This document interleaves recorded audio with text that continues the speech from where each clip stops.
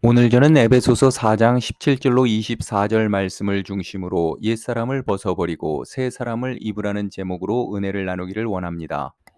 그러므로 내가 이것을 말하며 주 안에서 증언하노니 이제부터 너희는 이방이니 그 마음에 허망한 것으로 행함같이 행하지 말라. 그들의 총명이 어두워지고 그들 가운데 있는 무지함과 그들의 마음이 굳어짐으로 말미암아 하나님의 생명에서 떠나 있도다. 그들이 감각 없는 자가 되어 자신을 방탕에 방임하여 모든 더러운 것을 욕심으로 행하되 오직 너희는 그리스도를 그같이 배우지 아니하였느니라. 진리가 예수 안에 있는 것 같이 너희가 참으로 그에게서 듣고 또한 그 안에서 가르침을 받을진대 너희는 유혹의 욕심을 따라 썩어져가는 구습을 따르는 옛사람을 벗어버리고 오직 너희의 심령이 새롭게 되어 하나님을 따라 의와 진리의 거룩함으로 지으심을 받은 새 사람을 입으라. 본문에서 언급하는 이방인은 하나님의 생명에서 떠나 있는 사람들, 즉 예수님을 믿지 않는 사람들을 말합니다. 오늘 본문 말씀에는 이러한 이방인들의 행동과 이러한 행동을 하게 된 근본적인 마음 상태에 대해 자세히 말씀하고 있습니다. 이방인들의 행동을 두 가지로 요약하면 허망한 것으로 행함, 모든 더러운 것을 욕심으로 행함입니다. 이러한 행동을 하게 된 이유, 즉 마음의 상태 다섯 가지를 나열하고 있습니다. 총명이 어두워짐, 무지함, 마음이 굳어짐, 감각 없음, 방탕의 방임함입니다. 총명은 그리스 원어로 디아노이아입니다. 마음의 기능을 말합니다. 마음의 기능, 즉 양심 등 마음의 영적 기능이 제대로 작동을 안 하니까 영적인 세계, 즉 하나님에 대해 무지해지고 점점 마음이 굳어지게 되고 양심의 감각이 없어지는 상태로 나아가 최종적으로 방탕에 방임하게 되는 마음 상태가 되는 것입니다. 이러한 마음 상태로부터 허망한 것을 행하게 되고 더러운 욕심으로 행하게 되는 것입니다. 허망한 것으로 행한다 해서 허망한 것은 그리스어로 마타요테스, 무익, 도덕적 타락이라는 의미입니다. 허망한 것은 좁은 의미로는 도덕적 타락이지만 넓은 의미로는 무익한 것입니다. 요한복음 6장 63절 말씀입니다. 살리는 것은 영이니 육은 무익하니라. 내가 너희에게 이른 말은 영이요 생명이라. 예수님께서는 살리는 것은 영이니 육은 무익하다고 말씀하셨습니다. 예수님을 따르는 많은 사람들 중에 예수님께서 능력으로 베푸신 단지 떡 때문에 따르는 사람들이 많았습니다. 예수님께서 그들을 불쌍히 여기시고 영적인 측면에서의 떡을 설명해 주셨습니다. 바로 예수님 자신이 생명의 떡이라고 가르쳐 주셨습니다. 그랬더니 많은 사람들이 말씀이 너무 어렵다고 떠나갔습니다. 육적 활동 자체가 의미가 없고 무익하다는 비관론적인 말씀을 하시고 계신 것이 아닙니다. 크리스찬들도 돈도 벌어야 하고 남녀가 만나 교제도 하고 결혼도 하고 미래에 대한 경제적인 설계도 하며 열심히 육적인 활동을 하여야 합니다. 좋은 학교, 좋은 직장, 보다 윤택한 삶을 위해 노력하는 것 자체가 무익한 것이라고 말할 수 없습니다.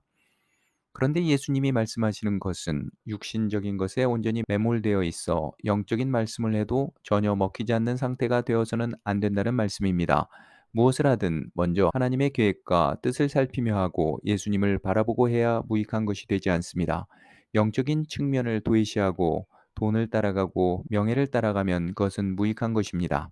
그래서 무익한 것을 따르는 사람들의 특징은 욕심을 따라 행한다는 것입니다.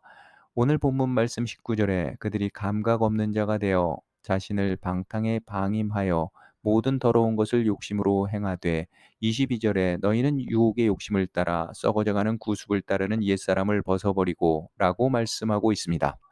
예수님을 믿는 하나님의 자녀들은 먼저 그의 나라와 그의 의를 구해야 합니다.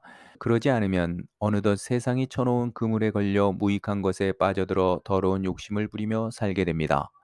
야고보서 1장 15절 말씀입니다. 욕심이 잉태한즉 죄를 낳고 죄가 장성한즉 사망을 낳느니라. 이방인들이 이러한 마음과 행동으로 인해 하나님의 생명에서 떠나 있다고 말씀하고 있습니다. 바꿔 말하면 하나님의 생명에서 떠나 있으면 총명이 어두워져 허망한 것을 유혹의 욕심으로 행하게 된다는 것입니다. 그리스도를 배운 사람들, 거듭난 사람들은 어떻게 살아야 할까요? 오늘 본문 22절은 말씀합니다. 너희는 유혹의 욕심을 따라 썩어져가는 구습을 따르는 옛사람을 벗어버리고 첫째로 옛사람을 벗어버려야 한다고 말씀하고 있습니다. 앞에서 설명한 이방인의 마음과 행동들을 벗어버려야 한다는 것입니다. 옛사람은 변화되어야 할 존재가 아니라 벗어버리고 죽어야 할 존재라고 성경은 말씀하고 있습니다. 갈라디아서 2장 20절 말씀입니다. 내가 그리스도와 함께 십자가에 못 박혔나니 그런즉 이제는 내가 사는 것이 아니요 오직 내 안에 그리스도께서 사시는 것이라. 이제 내가 육체 가운데 사는 것은 나를 사랑하사 나를 위하여 자기 자신을 버리신 하나님의 아들을 믿는 믿음 안에서 사는 것이라. 세례의 의미도 마찬가지입니다. 물속에 들어가는 것은 옛사람을 벗어버리는 것, 옛사람이 죽는 것, 물에서 나오는 것은 새 사람을 입는 것, 새 사람으로 태어나는 것을 의미합니다. 그러므로 하나님의 자녀는 옛사람을 자신의 의지로 변화시키려고 노력하기보다는 나는 나의 옛사람을 벗어버렸다. 십자가에서 죽었다고 선포해야 합니다. 그리고 두 번째로 심령이 새롭게 되어야 합니다. 본문 23절 말씀입니다. 오직 너희의 심령이 새롭게 되어. 심령은 생각과 사고체계 등의 영적 기능을 의미합니다. 즉 생각과 사고체계가 새롭게 되어야 한다는 것입니다. 이전에 나의 중심, 물질 중심, 쾌락 중심적인 생각으로 살았다면 이제는 모든 생각이 예수님 중심으로 되어야 한다는 것입니다. 세 번째로 새 사람을 입어야 합니다. 본문 24절 말씀입니다. 하나님을 따라 의와 진리의 거룩함으로 지으심을 받은 새 사람을 입으라. 새 사람을 입는 것은 더 이상 내가 사는 것이 아니라 성령으로 사는 것, 예수님을 항상 생각하며 사는 것, 말씀으로 사는 것을 의미합니다.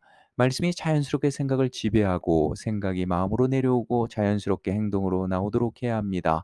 성령 충만은 말씀 충만이며 예수 충만입니다. 이제 우리는 벗어버려야 할 옛사람, 십자가에 못 박혀 죽어야 할 옛사람을 변화시키려고 씨름하지 말고 옛사람은 죽었다고 선포하고 매일매일 심령을 새롭게 하여 성령으로 말씀으로 예수 충만으로 새 사람이 힘을 얻고 승리하며 나아가는 저와 여러분들 되시기를 주 예수 그리스도의 이름으로 축원합니다.